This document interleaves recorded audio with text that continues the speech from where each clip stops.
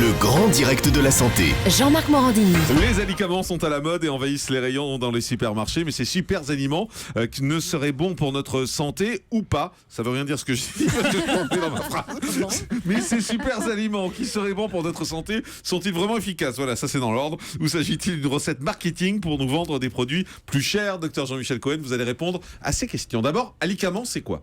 Alors l'alicament, c'est un mot qui a été inventé, qui est la contraction, comme je vous l'avais dit, de aliments et médicaments pour signaler qu'on pouvait soit ajouter une substance, soit substituer une substance à une autre, soit éventuellement créer un nouveau produit pour en faire un aliment qui aurait des bénéfices thérapeutiques, c'est-à-dire qui pourrait nous soigner de quelques maladies. Ça paraît compliqué dit comme ça, mais il y a des produits courants qui sont... On peut en citer quelques-uns. Tout le monde les connaît. Alors on peut dire le numéro 1, ça a été l'Actimel, parce que ça a fait un scandale à cause de la publicité qui avait été faite autour de lui. Mais ensuite, on pourrait rappeler les margarines ou les yaourts avec les stérols végétaux qui ont aussi fait un scandale par la suite. Activia Non, c'était le Danacol. Non, mais il y a Activia aussi, je veux dire. L'Activia, alors l'Activia aussi, qui est en fait un yaourt fermenté, donc ça voulait dire qu'on rajoutait un produit qui était bénéfique pour l'intestin, puis on peut rajouter aussi des produits enrichis en oméga 3 qui sont apparus après la vague de la connaissance des oméga 3 qu'avait lancé notre ami David Servan-Schreiber, mais en même temps se sont créées des huiles mélangées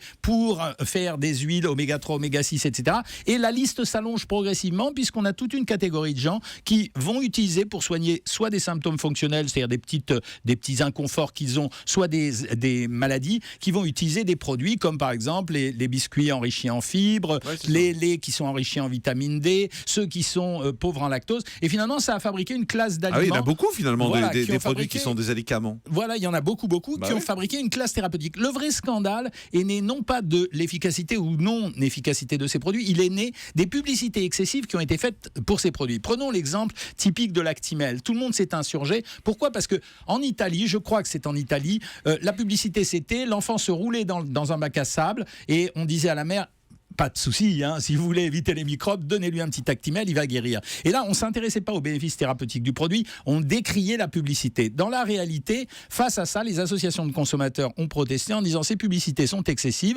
elles surfent sur les peurs des gens et elles font des propositions qui ne sont pas à la mesure de ce qu'est capable de fournir le produit. Et ça a été exact puisque la régulation a empêché ces produits d'utiliser des allégations trop fortes. Il n'empêche pas que ces aliments pouvaient avoir des propriétés intéressantes. Ça veut dire que l'Actimel qui a été tellement décrié, c'est arrivé à un moment donné où on commençait à s'intéresser à la flore microbienne. Europe 1, le grand direct de la santé. Jean-Marc Morandini.